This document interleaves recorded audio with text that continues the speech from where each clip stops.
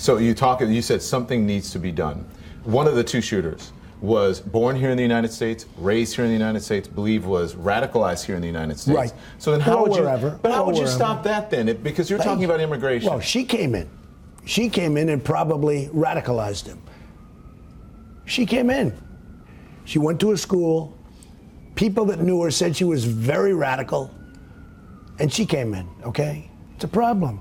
It's a problem. But even without the help of a woman to come in, there are people who have been born here and who have been radicalized here. You have groups, cells, call them whatever you want, like her and her husband, all over the place. But here's the problem. You had many people that knew what was happening. You had the parents, you had the mother. The mother had guns in her car. You had the mother looking at the pipe bombs all over the apartment. You had the person that said it was politically correct, or what was the expression they used? Profiling. They didn't want to report, right, because they were afraid. You know what happened? They said, "Why didn't you see this?" And they said, "Oh, we did see it, but it was profiling." They knew. That was nonsense. That was an excuse that they made because they obviously saw what was happening. You had the person that bought the guns for him. You had all these people knowing about it, and then you had many more that you're not even talking about. Why didn't they turn them in? They should have turned them in. Where does it? And they knew what was going to happen. Where are the parameters, though, Mr. Trump? Where are the foreign leaders? What about foreign leaders who are Muslim, from Muslim countries? You don't have diplomats? a lot of foreign leaders that want to bring up the subject, and that's why I'm getting so much credit, because I'm willing to bring up a subject that nobody else wants to bring up. And you know why, Don? Because I am self-funding my own campaign. I have no people giving me money. I don't need anybody's money. I have no people in terms of special interest donors, any of this. I have none of them. I want to talk about the funding of your campaign, but let's stick to this, because what I mean is, what about foreign diplomats or people from Muslim countries who are coming into the country? Who certainly must do exceptions can be made. I mean, we're not going to say you can't come into the country.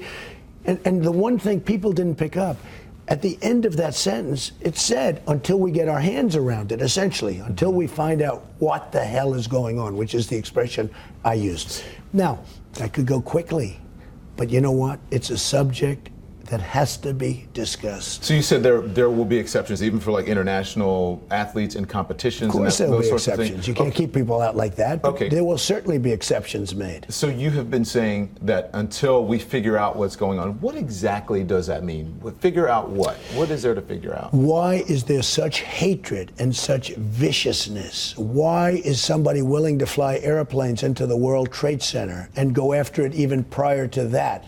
They failed, although they did tremendous damage by any normal standard. And then after they failed, they went and they actually took airplanes into the World Trade Center.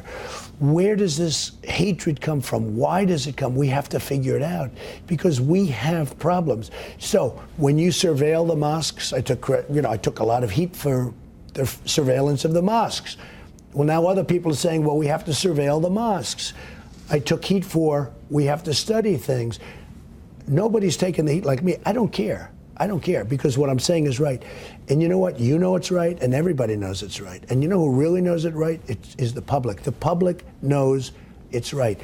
We have to find out, Don, where does this hatred come from? But it seems to be one group. I mean, the people that flew the planes into the World Trade and many other things, not only in this country, but in many other countries. You look at what's going on all over the world.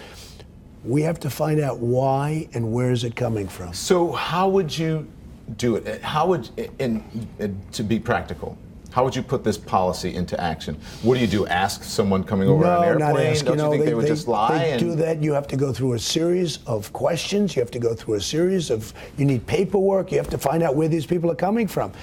But we can't allow radical killers into this country. We can't do it. We have enough problems. We own $19 trillion. It's going to be $21 trillion very soon. We have jobs that are being stolen from us by China, by Japan, by everybody. We cannot continue to allow this to happen to our country. We're not going to have a country soon. We have people pouring across the borders that we have no idea who they are. When I brought up the Mexican situation, I brought up basically illegal immigration. I'm telling you, it was a lot tougher than this. And within 4 weeks, you know better than I do, Everybody was saying Trump is right. Then you had the killing of Kate in San Francisco. You had the killing of Jamil. You had the wonderful woman, a veteran, 66 years old, who was raped and killed. Right? I'm talking about the Well, you know, I think the reason that so many people rate me so highly on security is because I started with the border, and everybody said I was wrong. Now they all say I'm right. Had I not brought up border security and illegal immigration at my opening remarks when I announced in this building that I'm running for president, you wouldn't even be talking about it, Tom. So people would say, okay, so first they came for the Jews, and then when they came for me, there was no one to. You know that old saying. So where does it end? It's words. It's just words. Yeah, you hear the saying, and I've read the statement. It's words. We have a problem. We have people that would rather fly an airplane into a building than live out their life. Yeah. We have to find out why. So you mentioned we can't have it anymore. We have people that want to destroy our cities. Mm-hmm. They don't want to do one building, they want to do all the buildings. We have to find out why. We can't be politically correct, stupid people. We have a president, I swear, I think he's a stupid person, because there's no way that a normal president can make the speech that he made the other night. At the end of the speech, I actually tweeted out, at Real Donald Trump, but I actually tweeted out, is that all there is?